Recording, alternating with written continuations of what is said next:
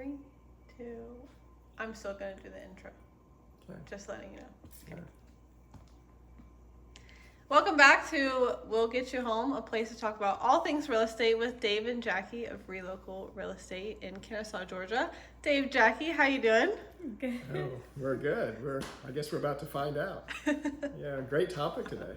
Yes, today we are talking about real estate as an investment. So to start out, let's start out positive. Why is real estate a good investment?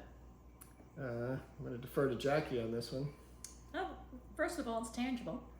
You can feel it, touch it. It's something that you can see, as opposed to other investments, which are just in your bank account or in a account of some sort. That's one. Another one is it can provide cash flow, which is always good to have. Anything else that you can think of? Yeah, because we need to sell you real estate. That's why it's a good investment. In this market especially. Yeah, if you want to buy, it's a great investment. No, but what Jackie said, it's never worth zero.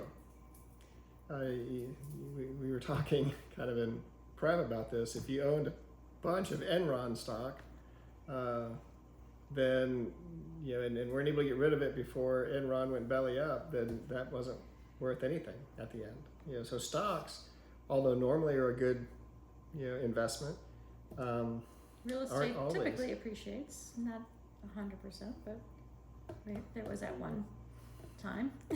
Well, but even then, so we go back to 2008, 2009, 2010 when we had, the derivatives market crash and all that kind of stuff. And we saw here in the northwest side of Atlanta, we saw the values drop about 40%. The only people who lost money were the people who lost jobs, had to move, had to sell, had to do a short sale, got foreclosed on. Those are the only people that lost money. Anybody who was able to hang on to their properties through that, not only regain the 40% they lost in this area, but pretty much gain another 40% in appreciation. So they only lost because they sold.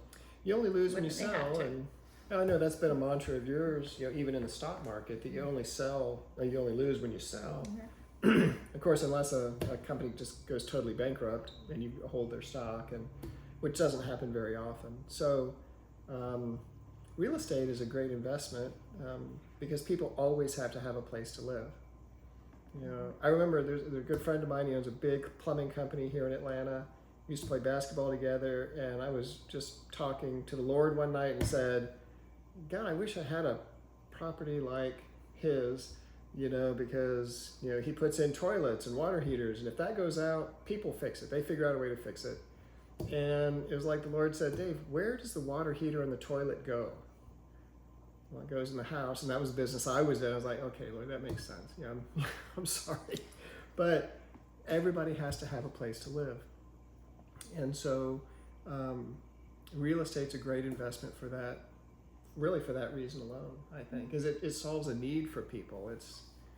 It's not a superfluous product, So I think anytime you're in that, it's in a product that people need, it's good.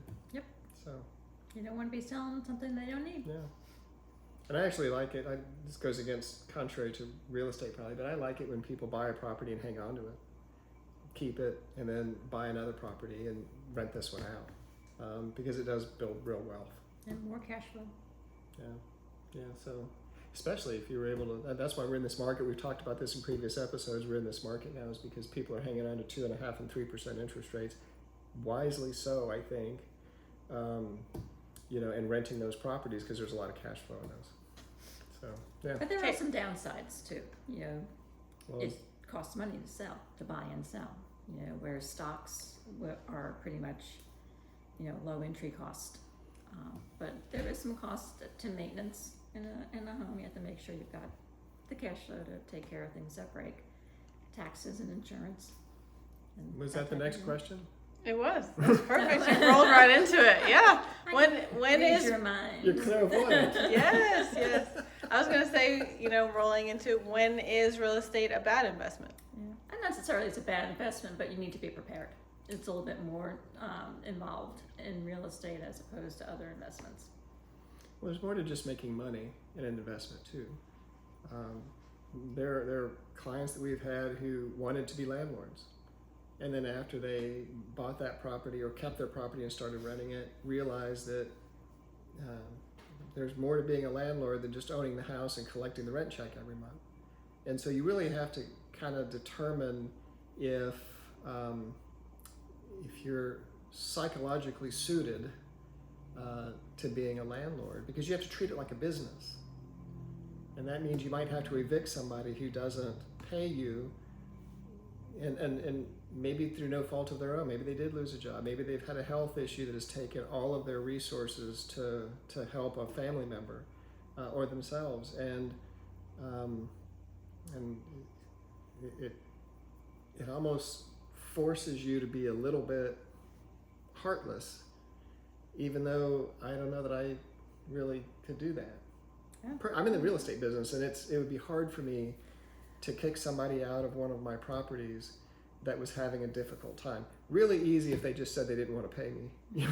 I don't mind going through the It also eviction depends process. on whether the But- landlord has the ability to hold on to it if they don't pay too. Well, yeah. I mean, you can't do what you can't do, but there's some tougher decisions to make when you're a landlord. Well, what about this situation like that's happening to this Airbnb host in California? This 500-day squatter tenant who refuses to leave and is now suing the owner for $100,000 relocation fee after they have more than $60,000 worth of unpaid rent, quote unquote, that they haven't paid, and they're just not going anywhere. Is that another example of the risks that you take as a Sure. landlord? Sure. Yeah. I mean, I've got a personal experience from that. When Jackie and I, got married a little over 7 years ago, this home, our home now, we didn't live in for about 2 years, and we were living in her home and ended up selling it. But during the 2 years we weren't here, there was about a 5-month period where I allowed a family member's friend to live here, and I thought it'd be a good thing. Live here for free. Someone would be in the home. It wouldn't be vacant. And when it was time, I told him he could be here for 3 weeks. 3 months later, I said, "Okay, it's time for you to go. Appreciate you being here." And he said, "Yeah, I'm not ready to go yet." Yeah. "I'm sorry, but you got to go." "No, I'm going to stay." I literally had to evict someone from my home that I had allowed to live here for free because they had started receiving mail here. And he called the police on me when I came over to say, "Look, I'm going to start putting your stuff out on the street." And I was informed, wasn't aware of this, so it was a good education for me. I was informed that if he was receiving mail here and had been here for more than 30 days, then he was technically a tenant whether he was paying me or not. And so I had to go through the eviction process. It took 6 weeks, several $100s, for the fees to do it, and just the hassle of it, and also feeling betrayed. So these people in California, I understand, they went into this thing thinking I'm going to be a landlord of an Airbnb, and someone took advantage of them. And of course, that has a lot to do with the laws of California too. Yeah. Well, I don't know. Florida also had an incident. Same sort of thing. Wasn't quite as Spectacular. No, it wasn't quite as expensive as the California one. Yeah. But Jacksonville, Florida, there was a similar situation. Yeah.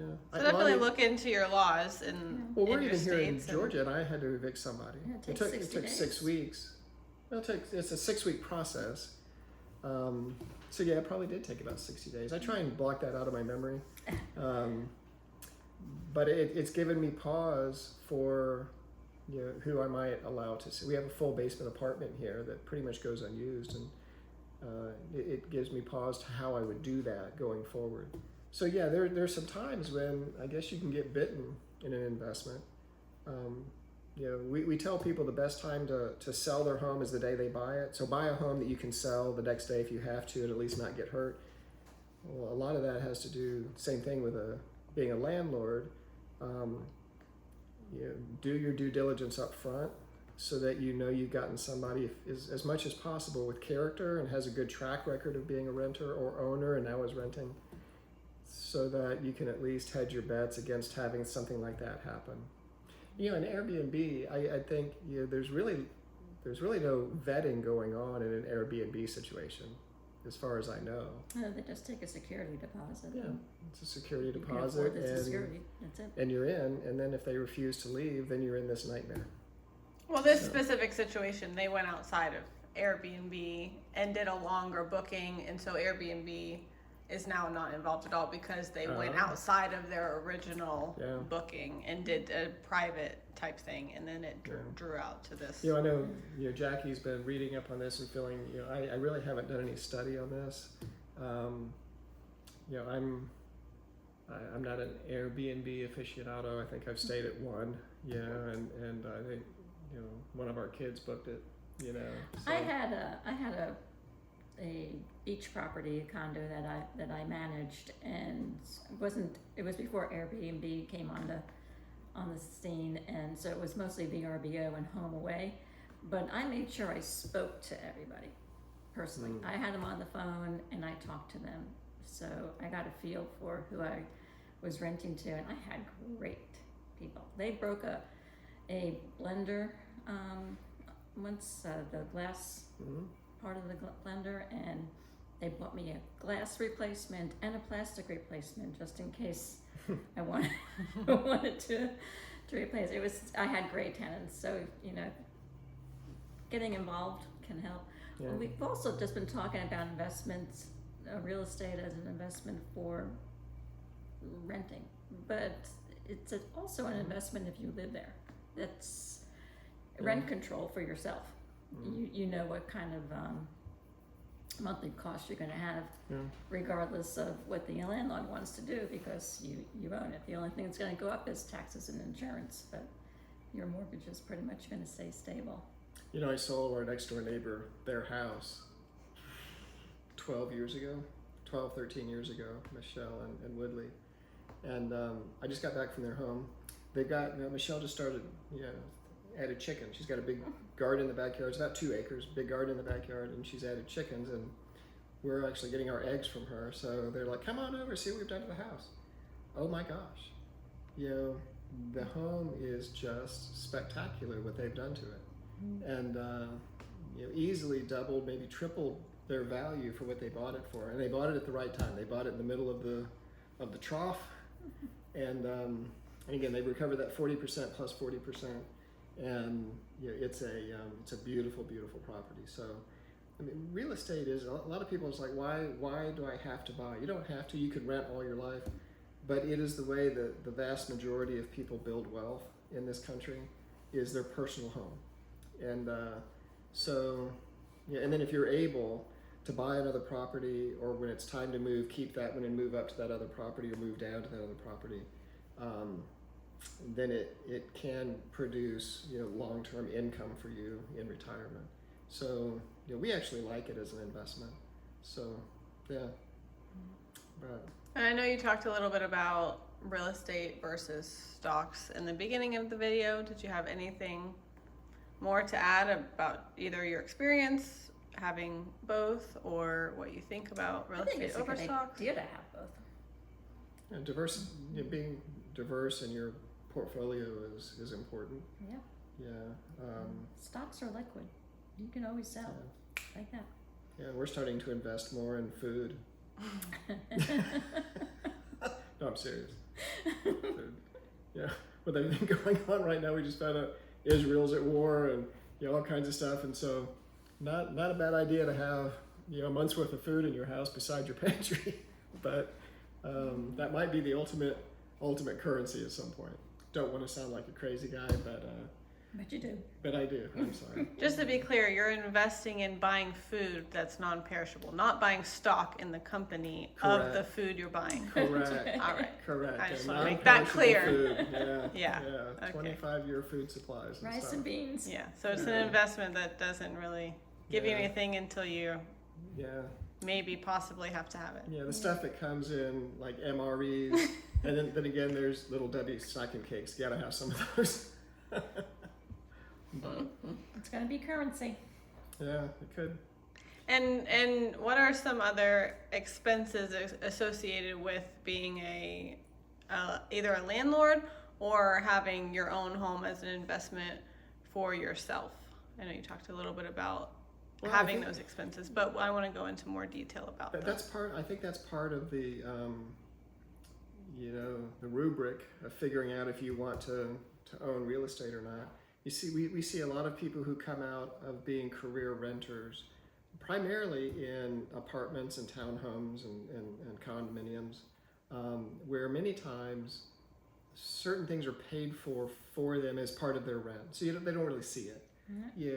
Things like water or garbage or gas or internet might be some of those things that are paid for on your behalf. Lawn maintenance. But the biggest thing is maintenance.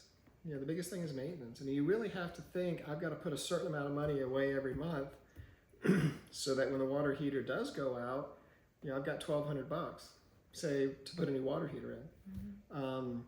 Or, if we don't get a hailstorm and I've got to repair or replace the roof, the roof can be $10,000, $12,000, $15,000 on an average house, and you need to have the cash reserves to do that. Although they will finance it for you at a healthy interest rate. A heating and air system, it has to be maintained. So the best thing to do is to get on a plan where they'll come out fall and spring to tune up your heating system or your cooling system in your landlord has been doing all of that. They have those expenses built into your rent, and so you don't see them. So you think, okay, my payment is going to be $2,500 a month. And that's principal, interest, taxes, insurance, and maybe private mortgage insurance as well. But you don't think, okay, now I've got to pay for water, I've got to pay for gas, I've got to pay for electricity, I've got to pay for gas or garbage pickup, I've got to pay for my internet. HOA. Homeowners association dues or due annually or semi-annually, and those can be in an attached type situation, they can be $350+ a month, and so all of those things have to be considered in the budget to make sure that you can afford it. And then you buy the home that will allow you to have the PITI payment plus those expenses and still be comfortable, so that you can go and watch the Braves lose to the Phillies yesterday. You can get some 25-year shelf life food. That's right.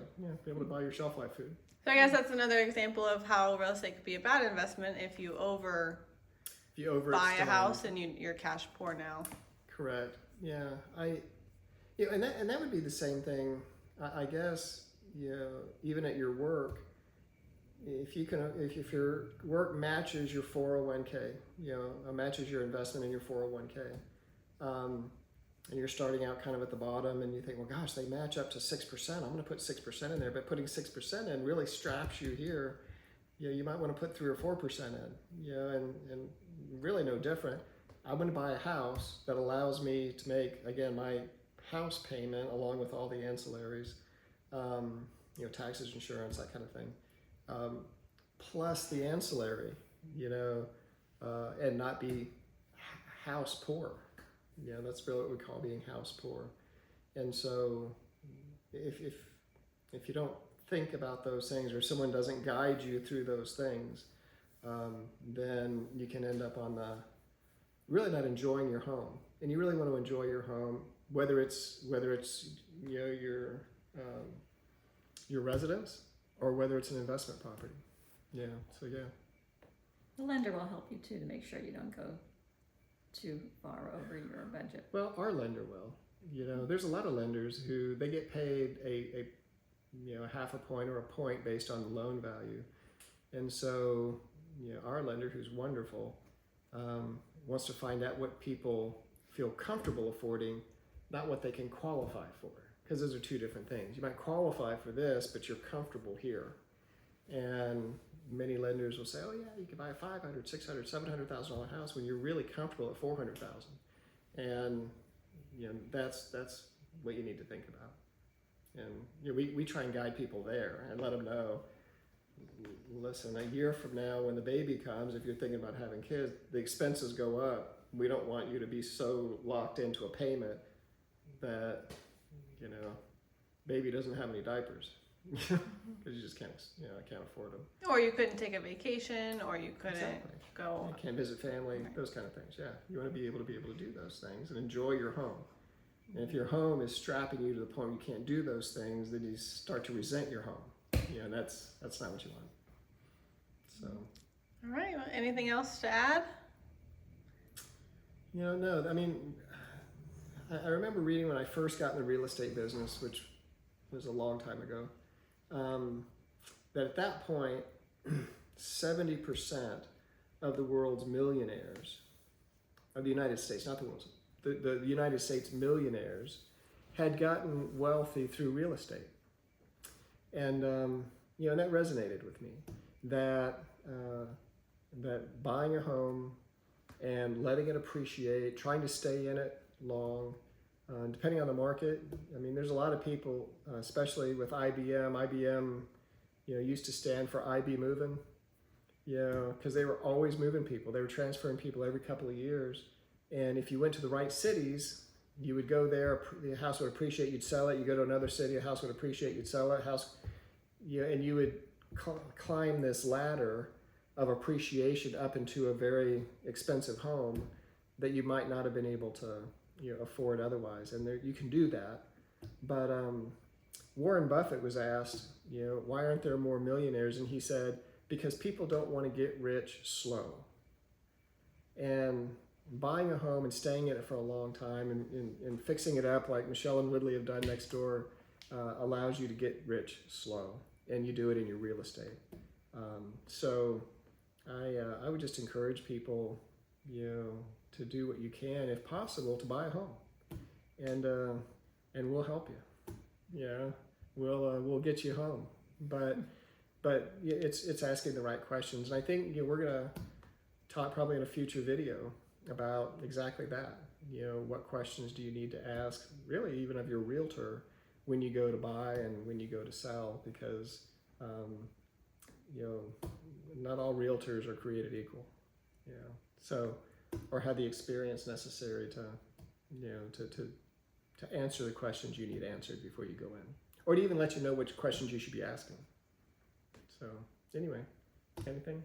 That's it. I think you wrapped it up. No, yeah, a little bow. Excellent. Well, thank you guys. If you're looking to buy or sell in the North Atlanta area, definitely give Dave and Jackie a call. Email, carrier pigeon, they'll answer them all. We do that. And we will see you guys next week. All right, thank you. Thank you.